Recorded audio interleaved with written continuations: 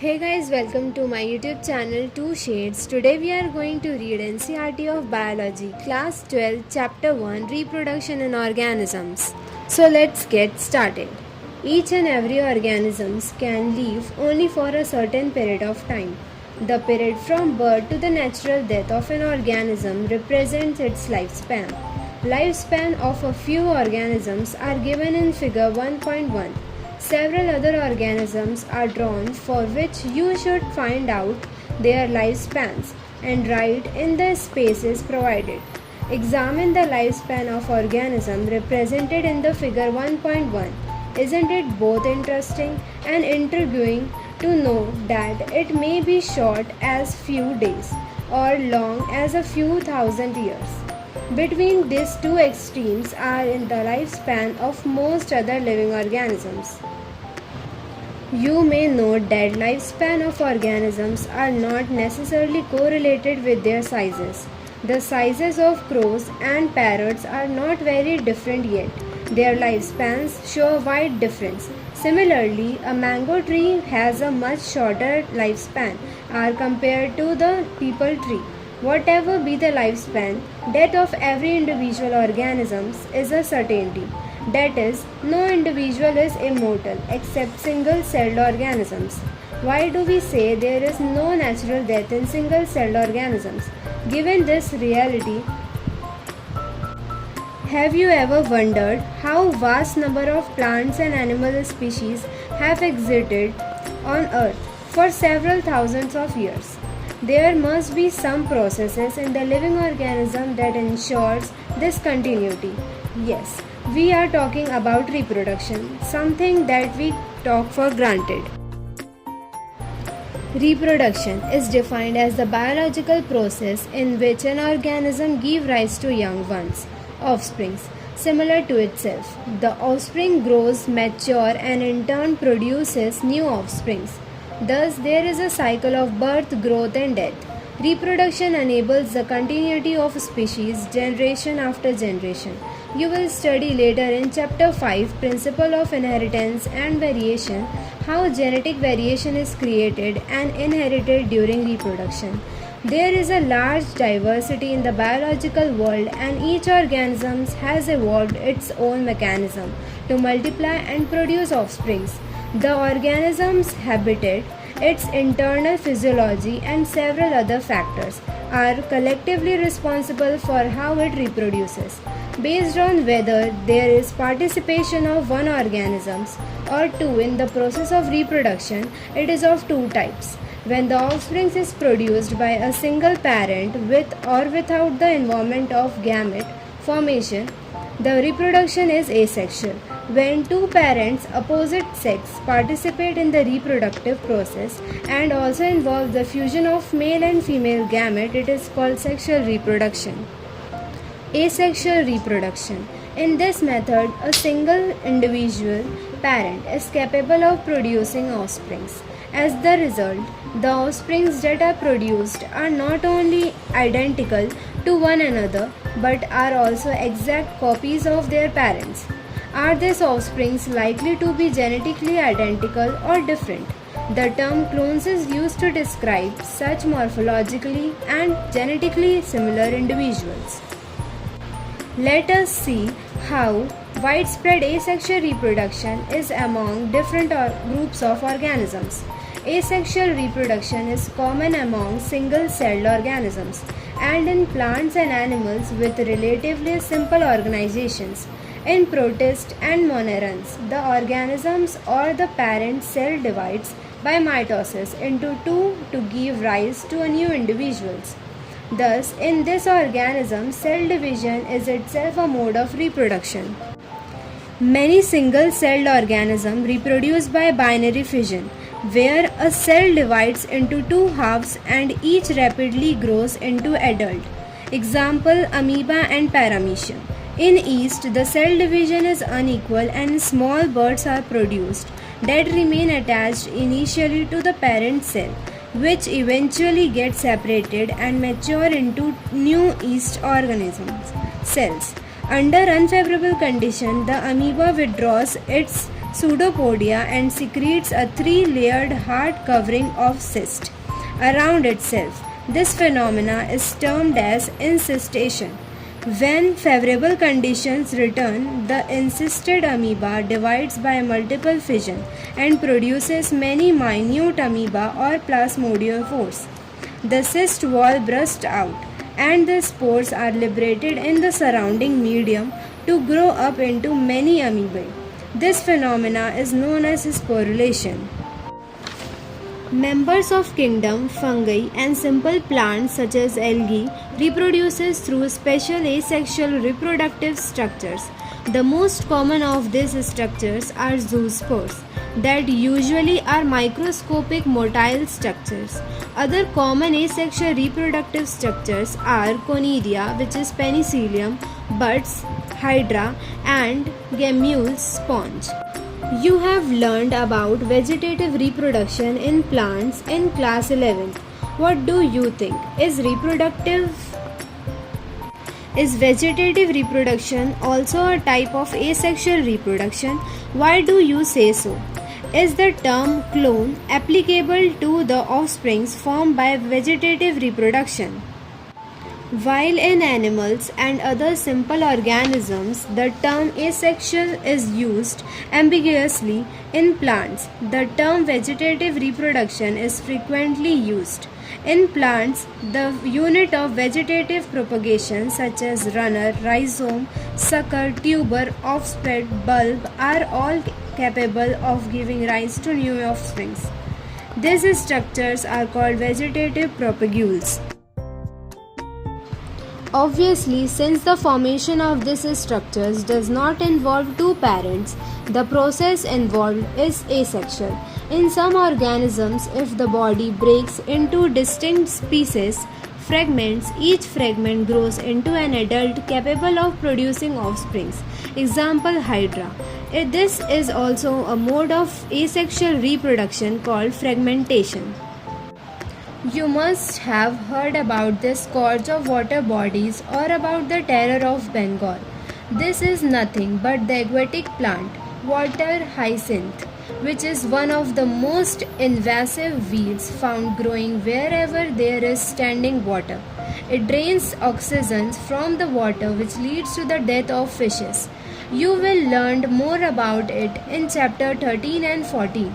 You may find it interesting to know that this plant was introduced in India because of its beautiful flowers and shape of leaves. Since it can propagate vegetative at the phenomenal rate and spread all over the water bodies in the short period of time, it is very difficult to get rid of them. Are you aware how plants like potato, sugarcane, banana, ginger, dahlia are cultivated? Have you seen small plants emerging from the buds called eyes of the potato tuber, from the rhizome of banana and ginger? When you carefully try to germinate the site of origin of the new plantlets in the plant listed above, you will notice that they invariably arises from the nodes present in the modified stem of these plants. When the nodes came in contact with damp soil or water, they produces roots and new plants. Similarly, adventitious buds arises from the notches present at margins of leaves of bryophyllum. This ability is fully exploited by gardeners and farmers for commercial propagation of such plants. It is interesting to note that asexual reproduction is the common method of reproduction in organisms that have a relatively simple organizations, like algae and fungi, at that they shift to asexual reproduction and that they shifted to sexual method of reproduction just before the onset of adverse conditions. Find out how sexual reproduction enables these organisms to survive during unfavorable conditions. Why is sexual reproduction favored under such conditions? Asexual, vegetative as well as sexual mode of reproduction are exhibited by the higher plants. On the other hand, only sexual mode of reproduction is present in most of the animals. Sexual reproduction. Sexual reproduction involves formation of male and female gametes. either by same individual or by different individuals of opposite sex. These gametes fuse to form the zygote, which develop to form the new organisms. It is an elaborate, complex, and slow process as compared to asexual reproduction. Because of the fusion of male and female gametes, sexual reproductions result in offsprings that are not identical to the parents or amongst themselves.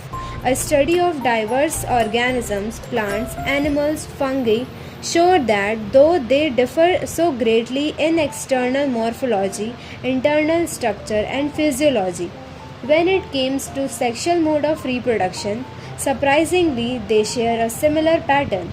Let us first discuss what features are common to these diverse organisms. All organisms have to reach a certain stage of growth and maturity in their life before they can reproduce sexually. That period of growth is called the juvenile phase. It is also known as vegetative phase in plants. This phase is a variable duration in different organisms. The end of juvenile vegetative phase, which marks the beginning of the reproductive phase, can be seen easily in the higher plants when they come to flower. How long does it take for marigold, rice, wheat, coconut, mango plants to come to flower? In some plants where flowering occurs more than once, what do you call the interflowering period, juvenile or mature? Observe few trees in your area. Do they flower during the same month year after year? Why do you think the availability of fruits like mango, apple, jackfruit, etc. is seasonal? Are there some plants that flower throughout the year and some other that show seasonal flowering? Plants, the annual and biennial plant types, shows clear-cut vegetative, reproductive and senescent phases. But in the perennial species, it is very difficult to clearly define these phases. A few plants exhibit unusual flowering phenomenon. Some of them, such as bamboo species, flower only once in their lifetime, generally after 50 to 100 years, produces large number of fruits and die.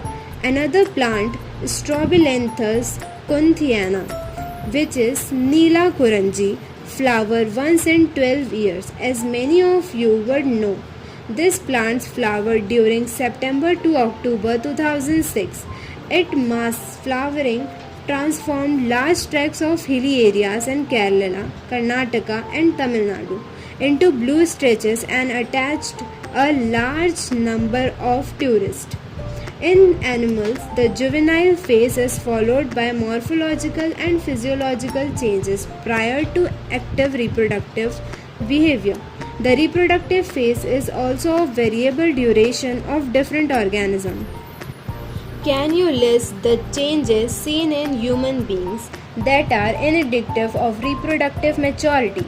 Among animals, for example birds, do they lay eggs all through the year or is it seasonal phenomenon? What about other animals like frogs and lizards? You will notice that birds living in natural lay eggs only seasonally. However, birds in captivity, as in the poultry farms, can be made to lay eggs throughout the year. In this case, laying eggs is not related to reproduction but is commercial exploitation for human welfare. The female of placental mammals exhibited cyclical changes in the activities of ovaries and accessory duct, as well as hormones during the reproductive phase. In non-primitive mammals like cows, sheep, rats, deer, dogs, tiger, etc., such cyclical changes during reproduction are called ostracal cycle, whereas in primates, monkeys, peas, and humans, it is called menstrual cycle.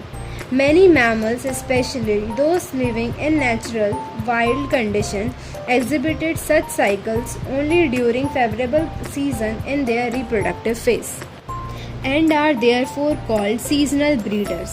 Many other mammals are reproductively active throughout their reproductive phase and hence are called continuous breeders. That we all grow old if we live long enough. is something that we recognize, but what is meant by growing old? The end of reproductive phase can be considered as one of the parameters of senescence or old age. There are concomitant changes in the body, like slowing of metabolism, etc. During this large phase of lifespan, old age ultimately leads to death. In both plants and animals, hormones are responsible for the transition between the three phases.